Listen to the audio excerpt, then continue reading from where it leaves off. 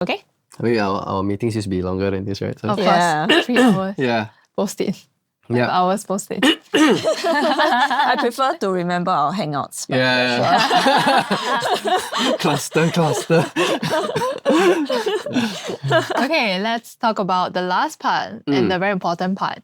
So I believe we got a lot of inspiration from your previous discussion about RESTful Entrepreneur, how you talk about looking at the things that really matter, growth models, right? The little levers that help to bring the insane results, right? And it's not resource heavy sometimes. It's actually very simple. Yeah. Right? So that's very heartening to hear for business owners especially, right? So let's talk about your last initiative, right? What are you doing in the startup space?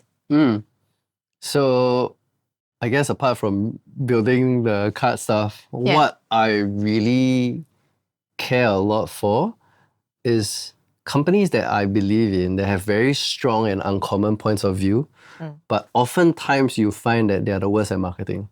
Oh. Yeah. because Why? the I story don't is know. hard to tell, or Well, I think so. Like, do you notice this as well? Like sometimes the brands which have the most uncommon points of view don't know how to tell their story. They don't know. Yeah. well, because Yeah. it's so uncommon that they have not thought about how to Yeah, actually express it. I think you're right. It's like there is no Benchmark. there's no future, there's no reference because you're creating the future. Yeah. And you're creating someone no one has spoken about before, right? And so I find it fascinating because increasingly these people are going like, can you help us craft our narrative? Can you help us to tell our story? Can you help us to take this thing which feels so complex to us, right, and simplify it?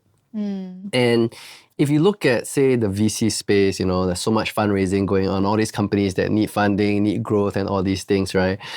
There's this common thing which people talk about, which is called product market fit. PMF is very, very glorified. Like, oh, PMF, how to get PMF. And usually the idea is that, oh, does your product fit your market? And then if they spend hundreds of thousands of dollars and many months of trying and they realize it didn't sell, then what do? They go, I'm going to pivot. I'm going to pivot away from this product entirely. I see. Yeah. Oh. Which is very interesting. And I think that there's a misconception here somewhere, right? Where people are like, is it really that my product sucks? Or is it the marketing that sucks? Yeah, or is it the marketing that sucks? Exactly. I mean, you think about it. Your product was here and it didn't sell.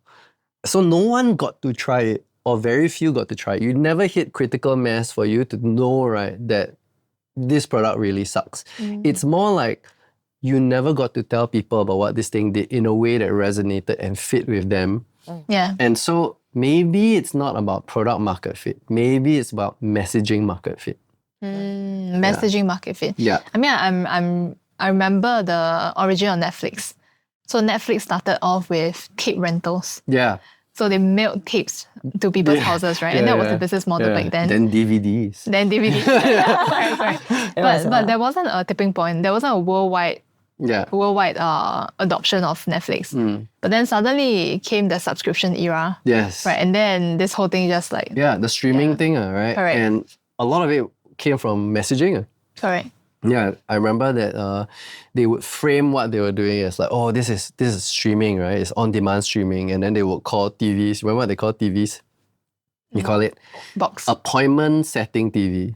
Because you have to set an You have to appointment with the you have to TV appoint- to watch. Yeah. You sit down and it's 7 p.m. every day. Okay, cool. Right? You can schedule it The in Gen and set an Zs appointment. and Gen Alphas don't know this. Yeah, they don't know this, right? So that was the era. And a lot of the times it comes down to messaging and the words, right, that tell a story, and that determines whether you have fit. It's not really the product most of the time. And suddenly when you shift away from the paradigm of product market fit to like this MMF thing, right, you can get dramatically different results with just the changing of a few words. Yeah. So I'll give you a very simple example. Just I was chatting with someone in the edu-tech space. So so there's fintech, there's educational technology, and they were, I think, spending $24, $25 to get like a lead, right? And you would think that, hey, that's not bad, educational technology. Yeah. That's pretty good, right? It's pretty good. Yeah, but guess what? Within, say, a week, they brought it down to $6. Wow. Okay. This means that with the same amount of money, you could now get 4 times the amount of leads, right? Which means technically, if you extend it all the way to its end, you could grow your business 4 times than you otherwise would have. But like, how did they do it? All they did was that, in fact, I gave them a playbook. They ran the first phase only, the first step of it, which was they went to speak to different parents, and they considered what are the core pains. They wrote about 10 to 20, and they put a tiny amount of budget, like make $10 to $20 per pain. They ran it on Facebook for like 2 days, and suddenly, right, they saw that $24 go all the way to $6, and then they just zoomed into that, and then they built the rest of their messaging upon that fit. But you think about what most businesses do. They assume they know what message fits the best. Yeah. Then they throw all their budget into that, and then they whack that for 6 months to a year, and like you say, opportunity cost, right? While all their competitors catch up with them, and then suddenly there's all that money gone, all the investor money gone, and even if you did get customers, it would have cost you so much more to do that. So a lot of it is just MMF. Yeah. And a further extension to that is it's not just manual testing, right? Yeah. Right now you're looking at technology and Correct. you're implementing AI in there as well. Yeah, you're right. So, so when you look at how people test, traditionally there's this thing called A/B testing. Like every marketer knows about A/B testing. But the problem is that most businesses are not large enough to implement A/B testing in a meaningful way. Yes. Because you need something called statistical significance. So you need a certain amount of traffic to hit a certain amount of like, oh, sorry, my phone is ringing. Crap. Sorry. Okay, let me... What was I saying? Yeah, Put it A/B on- testing. A/B okay. testing. Yeah. So here's a problem with A/B testing, right? You need statistical significance, and so you need a certain amount of traffic to reach your pages, and then when you hit a certain number, you go like, okay, I can have confidence that this test actually worked. Yeah. Yeah. So imagine if it takes 1 week to do one test. So how long does it take to do like say 52 tests?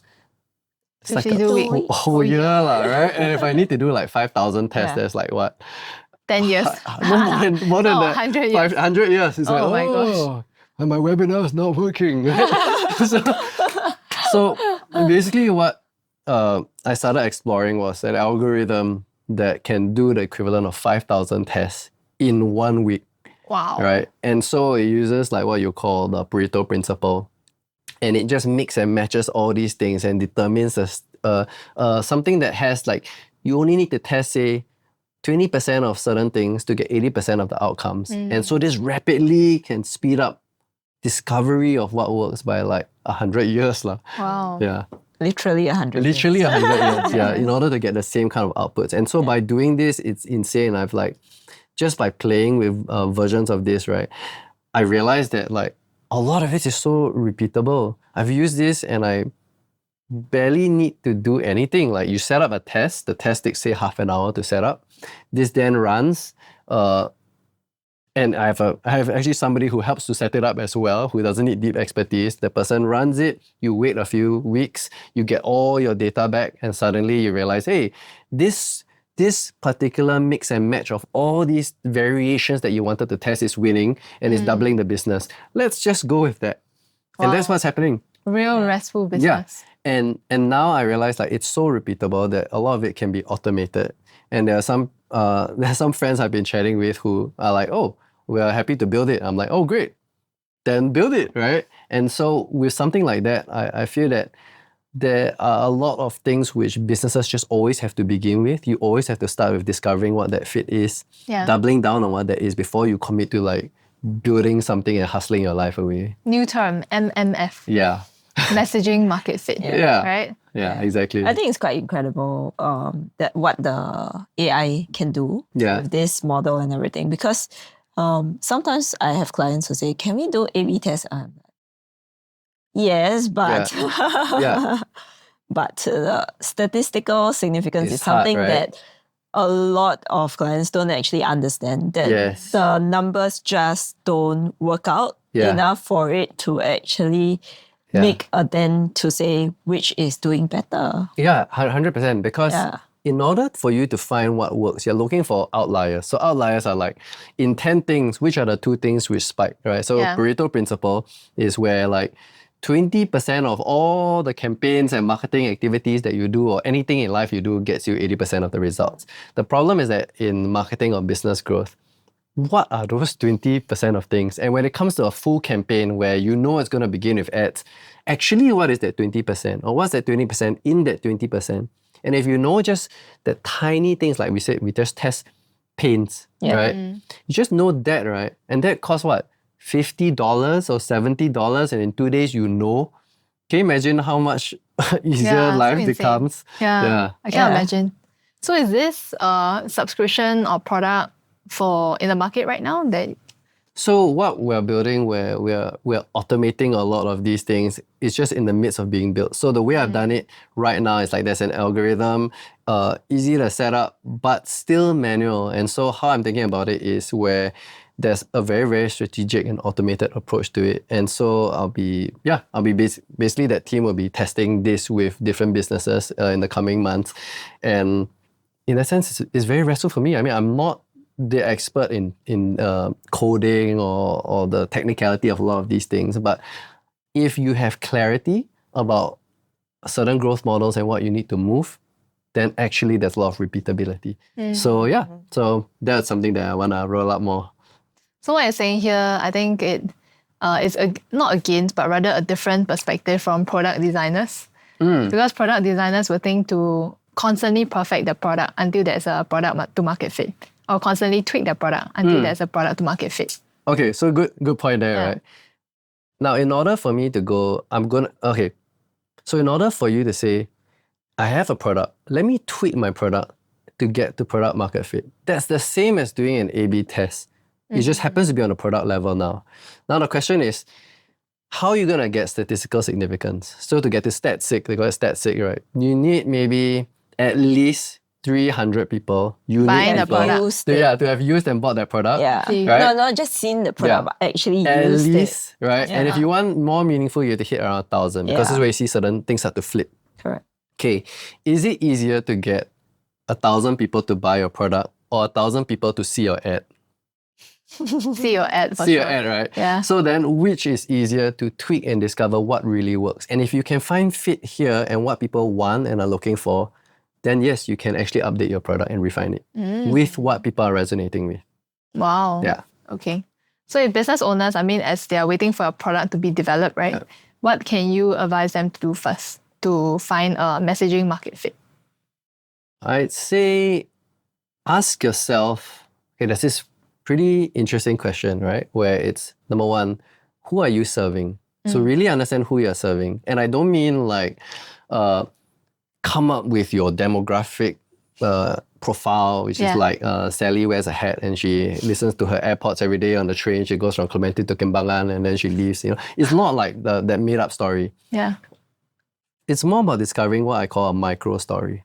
Just understand this micro story. And if this micro story fits the person who is reading it, everything, it kind of affects 70 to 90% of the rest of the campaign. If you get this micro story correct. And that is where I'm at now. Okay, so that's where I'm at now, where I'm headed towards, and what's holding me back. So you think of it as there's a pain that I'm facing, right? There are symptoms, there's a pain. There's an outcome which I'm looking towards. And what are my constraints? Yeah. What are my challenges? Which, for example, let's say someone says, I've been so unhealthy and I've been wanting to lose weight. So you want to lose weight.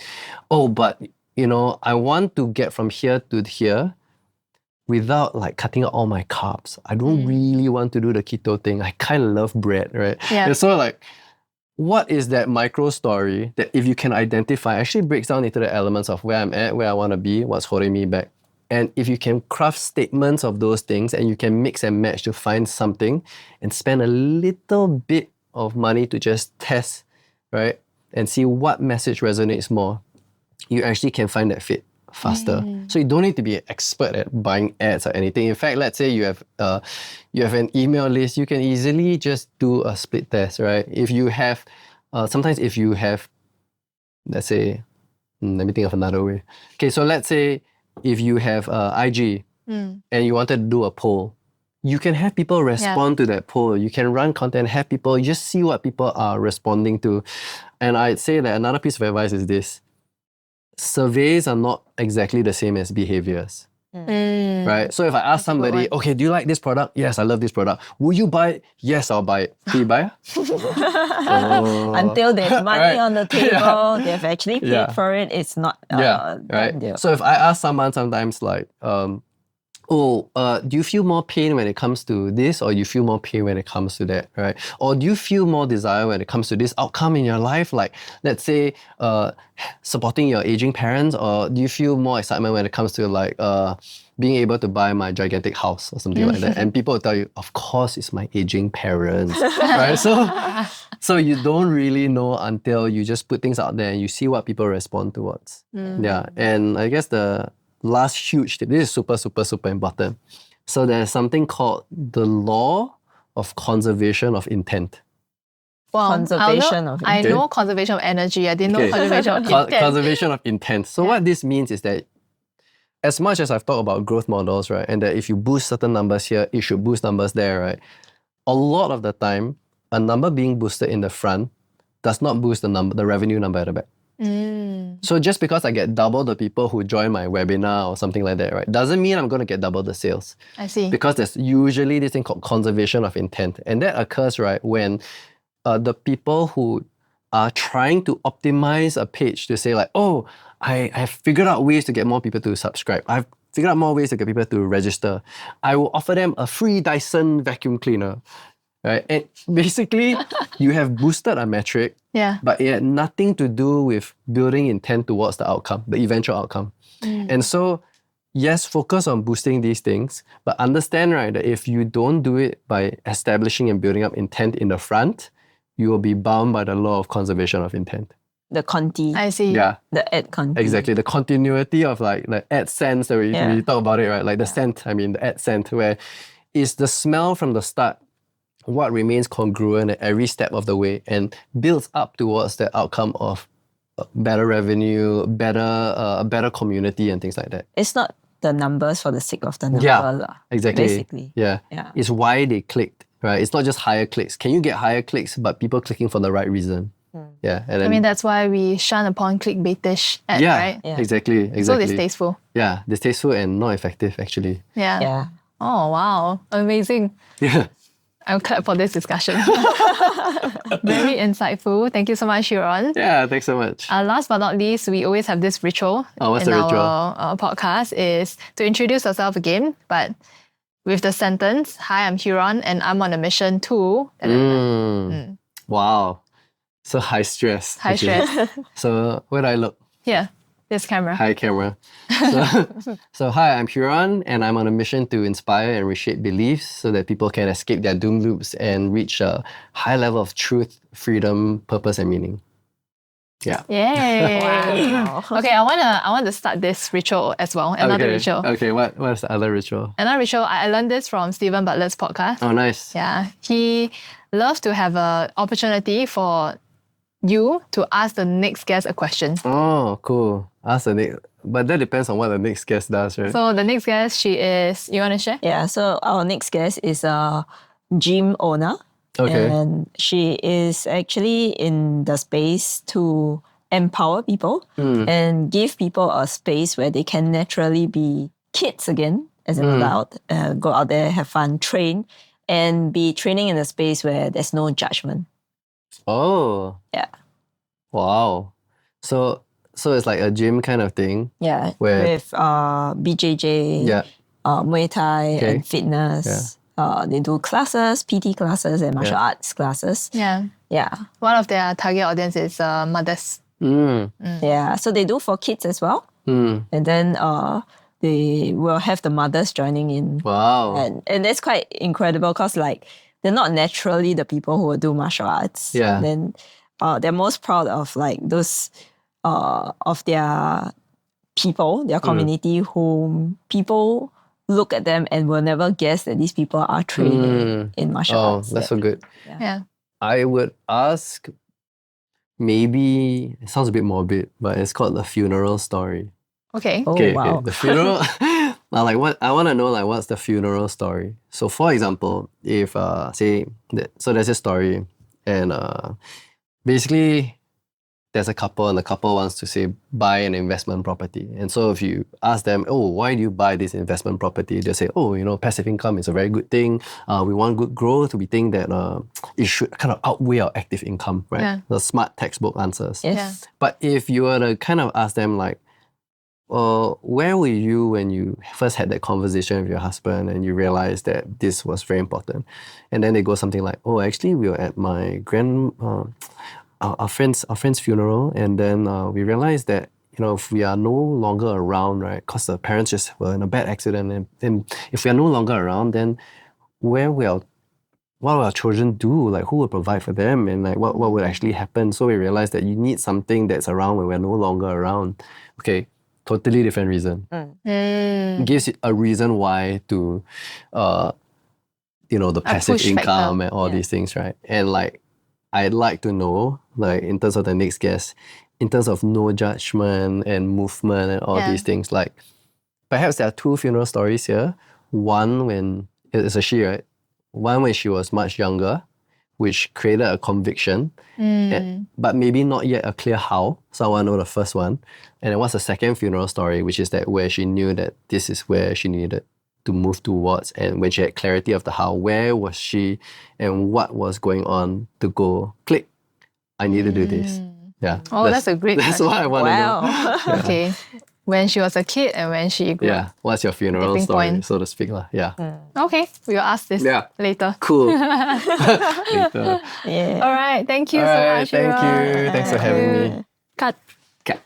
Wow, great. Feels like